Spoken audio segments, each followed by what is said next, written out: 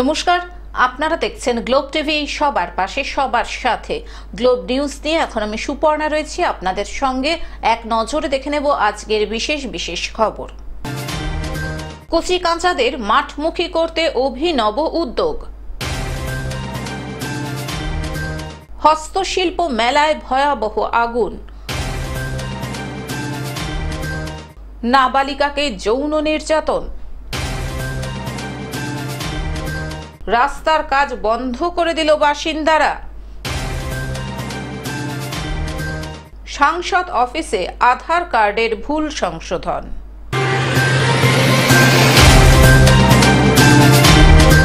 আসছে বিস্তারিত খবরে। কচি কাঁচাদের মাঠমুখী করতে অভিনব উদ্যোগ। একবিংশ শতাব্দীতে এসে মানুষের জীবন মুঠোফোনে বন্দী। কচি কাঁচাদের আবার মাঠমুখী করে জীবনের স্বাভাবিক ছন্দে ফিরিয়ে আনতে শহর বসিরহাটের পাশাপাশি দুটি ওয়ার্ডের তৃণমূল কাউন্সিলরদের উদ্যোগে আয়োজিত হলো ক্রীড়া প্রতিযোগিতা।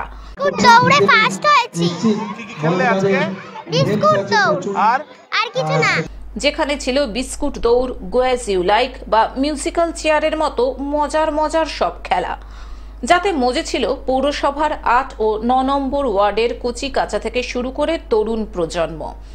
৮ নম্বর ওয়ার্ডের এই ক্রীড়া প্রতিযোগিতা অনুষ্ঠিত হয় সাইপালা জিএসএফপি স্কুল প্রাঙ্গণে।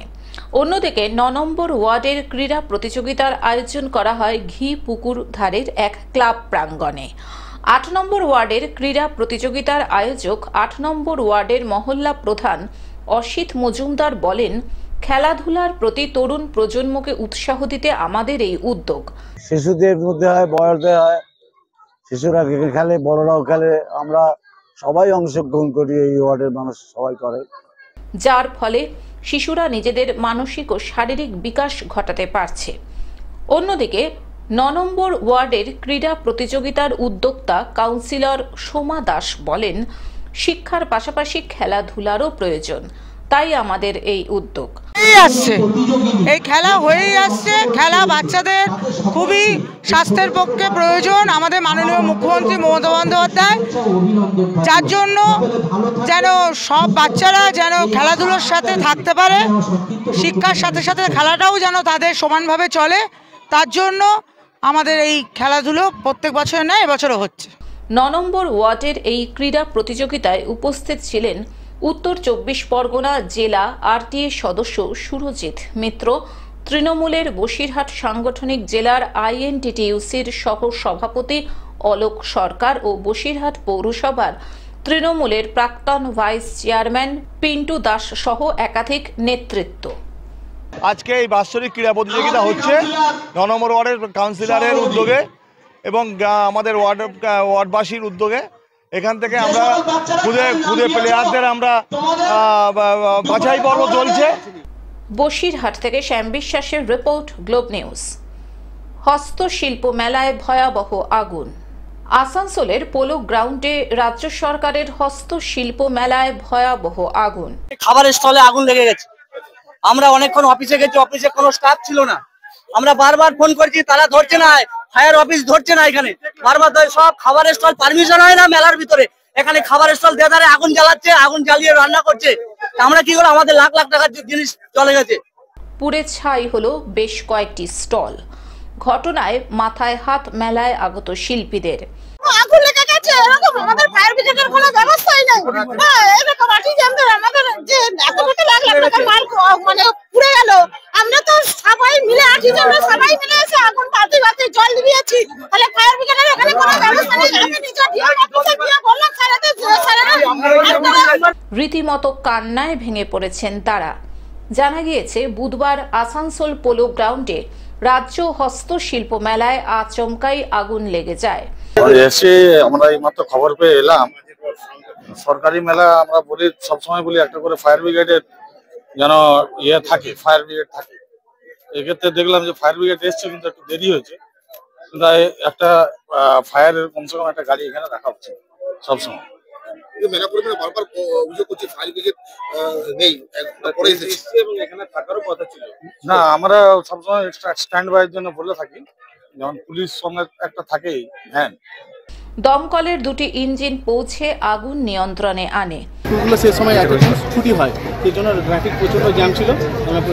পুলিশ প্রশাসনকে আমি রিকোয়েস্ট করি ট্রাফিকটা দেখার জন্য, এই জ্যামের জন্য আমাদের গাড়িটা একটু ডিলে হয়েছে।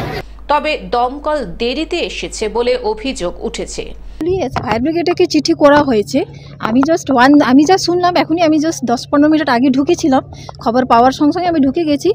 এখানে ফায়ার ব্রিগেড আগে এসে সবগুলো কাজটা করে নিয়েছে। ফায়ার ব্রিগেড স্ট্যান্ডবাই ছিল না। 1 ঘন্টা পরে প্রায় 10 থেকে 12টা স্টল চলেছে এবং আসানসোল কর্পোরেশন থেকেও লিখিতভাবে দেওয়া হয়েছিল যে একটা স্ট্যান্ডবাই থাকার জন্য। ওকে, সেটা আমরা খবর নিয়ে নেব, কি আছে ফায়ার ব্রিগেড সঙ্গে যোগাযোগ করে আমরা খবর নিয়ে নেব কেন এখানে স্ট্যান্ডবাই ছিল না। আসানসোল থেকে সৌমিত্র গাঙ্গুলির রিপোর্ট, গ্লোব নিউজ। নাবালিকাকে যৌন নির্যাতন। চকলেটের লোভ দেখিয়ে নাবালিকাকে ভাড়া বাড়িতে ডেকে নিয়ে গিয়ে যৌন নির্যাতন। অভিযুক্ত যুবককে 25 বছর সশ্রম কারাদণ্ড দেওয়া হয় ও 50,000 টাকার জরিমানা করা হয়। একই সঙ্গে নাবালিকার পরিবারকে 5 লক্ষ টাকা ক্ষতিপূরণ দেওয়ার নির্দেশ দিল জলপাইগুড়ির বিশেষ পক্সো আদালত। 2021 সালের অগস্ট মাসে প্রতিবেশী ভাড়াটিয়া এক যুবকের যৌন লালসার শিকার হয় ধূপগুড়ির বাসিন্দা বছর 7-এর এক নাবালিকা। অত্যাচার সহ্য করতে না পেরে অসুস্থ হয়ে পড়ে সে। ঘটনার কথা জানতে পেরে পুলিশের দ্বারস্থ হন নাবালিকার পরিবার। অভিযুক্তকে গ্রেফতার করে পুলিশ। এদিন সরকার পক্ষের 11 জন এবং আসামি পক্ষের 2 জন সাক্ষীর বক্তব্য শোনার পর বিচারক অভিযুক্তকে 25 বছর সশ্রম কারাদণ্ড ও 50,000 টাকার জরিমানার আদেশ দেয়। অনাদায়ে আরও 5 মাস সশ্রম কারাদণ্ড। একই সঙ্গে নাবালিকার পরিবারকে 5 লক্ষ টাকা ক্ষতিপূরণ দেওয়ার জন্য ডিস্ট্রিক্ট লিগাল সার্ভিস অথরিটিকে নির্দেশ দিয়েছেন বলে জলপাইগুড়ি পক্সো আদালতের সহকারী সরকারি আইনজীবী দেবাশিস দত্ত জানিয়েছেন। সবার প্রথম ডিসকাস করে ঘটনার ব্যাপারে এবং তারপরে তার মা ঘটনাটি জানতে পারে, তারপরে তার বাবা থানায় অভিযোগ দায়ের করে। এই ঘটনাতে পুলিশ তদন্ত, আসামিকে অ্যারেস্ট করে এবং পুলিশ তদন্ত শেষ করে চার্জশিট দাখিল করে। পক্সো 6 ধারায় এই মামলায় চার্জ গঠন হয় এবং এই কেসটিতে টোটাল 11 জন সরকারি পক্ষ থেকে সাক্ষী প্রদান করে এবং 2 জন আসামির পক্ষ থেকে সাক্ষী দেয় এই কেসে। এবং তারপরে উভয় পক্ষের সওয়াল জবাব হওয়ার পরে মহামান্য আদালতের বিচারক আজকে এই আসামি রঞ্জন বর্মনকে 25 বছরের সশ্রম কারাদণ্ড সঙ্গে 50,000 টাকা জরিমানা, অনাদায়ে আরও 5 মাসের সশ্রম কারাদণ্ড ঘোষণা করেন এবং ভিকটিমকে 5 লক্ষ টাকা ক্ষতিপূরণ দেওয়ার জন্য ডিস্ট্রিক্ট লিগাল সার্ভিস অথরিটিকে অর্ডার করেছে। জলপাইগুড়ি থেকে সায়ন সেনের রিপোর্ট, গ্লোব নিউজ। রাস্তার কাজ বন্ধ করে দিলেন বাসিন্দারা। নিম্নমানের সামগ্রী দিয়ে রাস্তার কাজ করার অভিযোগ তুলে কাজ বন্ধ করে দিলেন এলাকার বাসিন্দারা। ঠিকাদার সংস্থার বিরুদ্ধে হুমকির অভিযোগ তুললেন গ্রামবাসীরা। সম্প্রতি মালদার মানিকচক ব্লকের বাকিপুর শ্যামসুন্দরী এলাকায় এই রাস্তার কাজ বন্ধ করে দিয়ে বিক্ষোভ দেখালেন এলাকাবাসী। সরকারি নিয়ম মতো রাস্তার কাজ করতে হবে দাবি এলাকাবাসীর। মালদা জেলা পরিষদের বরাদ্দ প্রায় 10 লক্ষ টাকা ব্যয় কংক্রিটের ঢালাই রাস্তার কাজ করা হচ্ছে বাকিপুর শ্যামসুন্দরী এলাকায়। গ্রামবাসীদের অভিযোগ, সরকারি শিডিউল তো দূর, কোনো নিয়ম নীতিকে না মেনেই অত্যন্ত নিম্নমানের সামগ্রী ব্যবহার করে কাজ করছে ঠিকাদার সংস্থা।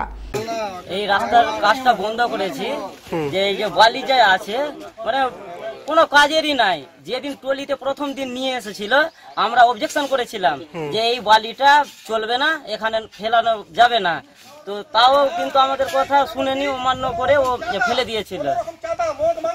আর টোটালি আমরা বলেছিলাম এখানে কাউকে কোনো কিছু কাউকে দিতে হবে না। আমরা চেয়েছিলাম সমাজের যে যাতে রাস্তাটা ভালো হোক, এই জন্যই আমরা। কি অবস্থা ছিল আগে এই রাস্তার? রাস্তা পুরো বেহাল অবস্থা ছিল, প্রচুর মানে বৃষ্টি পড়লে তো হাঁটাই যাচ্ছিল না। এই রাস্তাটা অনেকদিন পর ধরনের হচ্ছে, তার উপরে মানে যেটা কথা বলছি সেটা কোনো মানে শিডিউলের হিসাবে কোনো কাজই করছে না। আর সঠিক কাজ করতে বলা হলে ঠিকাদারের লোকজনেরা হুমকি দিচ্ছে। তাই সঠিক কাজের দাবি নিয়ে গ্রামবাসীরা মিলিতভাবে রাস্তার কাজ বন্ধ করে দিয়েছেন। সরকারি নিয়ম মাফিক ভালো উন্নত মানের সামগ্রী ব্যবহার করে কাজ করা হোক দাবি এলাকাবাসীর। আমাদের যা হিসাবে রাস্তা হয়েছে আমাদের শিডিউল অনুযায়ী ওই হিসাবে কাজ হচ্ছে না, ওই জন্য আমরা বন্ধ করে দিয়েছি।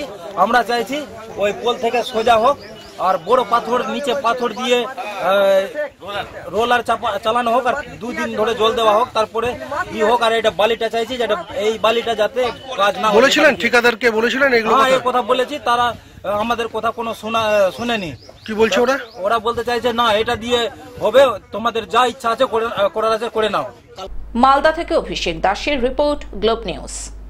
সাংসদ অফিসে আধার কার্ডের ভুল সংশোধন।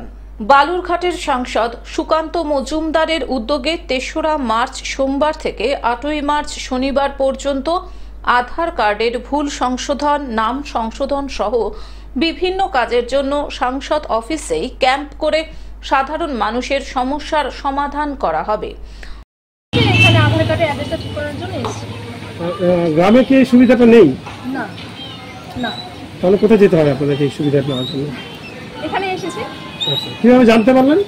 অ্যানাউন্স করেছিল। কতজনকে দেখলেন সকাল থেকে এই কাজটা করতে? আমার তো কত নাম্বার সিরিয়াল আছে, তার আগে অনেকজন রয়েছে। দক্ষিণ দিনাজপুর জেলার বিভিন্ন প্রান্ত থেকে সাধারণ মানুষ এসেছেন এই পরিষেবা নিতে। হাতের কাছে এই পরিষেবা পেয়ে খুশি হয়েছেন তারা। এটা কি এই পরিষেবা কি আপনার গ্রামে আছে? না, এই পরিষেবা নেই, ওই জন্য অত দূর থেকে এত দূরে আসছে। কোথায় বাড়ি আপনার? পাতকলা, দক্ষিণ দিনাজপুর থেকে জয়দীপ মৈত্রের রিপোর্ট, গ্লোব নিউজ। টেলিভিশন ছাড়াও গ্লোব টিভি এখন সমস্ত সমাজ মাধ্যমে উপলব্ধ।